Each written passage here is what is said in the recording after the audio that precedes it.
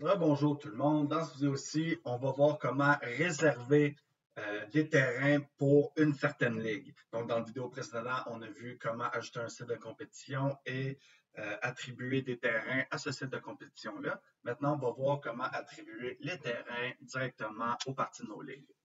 Donc, encore une fois, on va aller avec l'événement qu'on veut toucher, dans ce cas-ci, les récréatives hiver 21-22. Et on va aller dans la boîte admin, dans terrain des activités. Ensuite, on va cliquer sur ajouter une réservation ici. Le nom, je ne l'utilise jamais, ça ne m'a jamais rien servi. Donc, si vous trouvez une utilité particulière, laissez-moi savoir. Ensuite, pour les dates de début, dans le fond, nous, on va faire l'horaire pour le jeudi au Stade Hébert. Donc, ça va être nécessaire de cliquer sur toutes les journées où cette ligue-là a lieu. Dans notre cas ici, c'est pour 16 semaines. Donc, faites attention pour ne pas en manquer. Et puis voilà. Ensuite, il y a les heures de début. Dans le fond, la Ligue du Stade Hébert, deux plages horaires, 21h à 22h et 22h à 23h. Donc, tout le processus qu'on fait ici, on peut juste réserver une plage horaire à la fois. Donc, ça va être important de refaire le même processus pour toutes les plages horaires. Dans notre cas, de le refaire pour la plage horaire de 22h à 23h.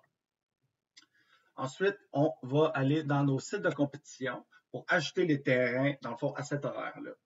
Donc, on va retrouver le Stade Hébert en 5 contre 5. On va ajouter tous les terrains qui sont présents ici. Donc, les 4 terrains du Stade Hébert. Ici, dans la vidéo précédente, par exemple, j'ai ajouté le terrain numéro 5. Il se serait retrouvé là, ici si je ne l'aurais pas supprimé parce que j'en ai pas besoin de terrain 5. Il n'y en a pas au Stade Hébert. Donc, les 4 terrains sont ajoutés. L'activité devrait apparaître d'elle-même puisque, bon, on fait la réservation à partir de la page d'activité de l'hiver 21-22. Ensuite, pour la division, on choisit celle de Montréal au Stade Hébert puisque, bon, c'est pour elle qu'on peut faire l'horaire. Le stage, c'est si, par exemple, bon, est-ce que l'endroit pour les parties est différent pour les playoffs, pour une ronde X, pour une ronde Y? J'ai jamais utilisé ça du tout puisque pas mal toutes mes ligues sont au même endroit. Donc, voilà. Et pour le custom game length, je ne prends jamais de chance. Je mets toujours combien de temps la partie dure. Et comme j'ai déjà fait le processus et que j'ai déjà fait pour mes ligues, quand je vais cliquer sur Result, ça va me dire que ça ne fonctionne pas.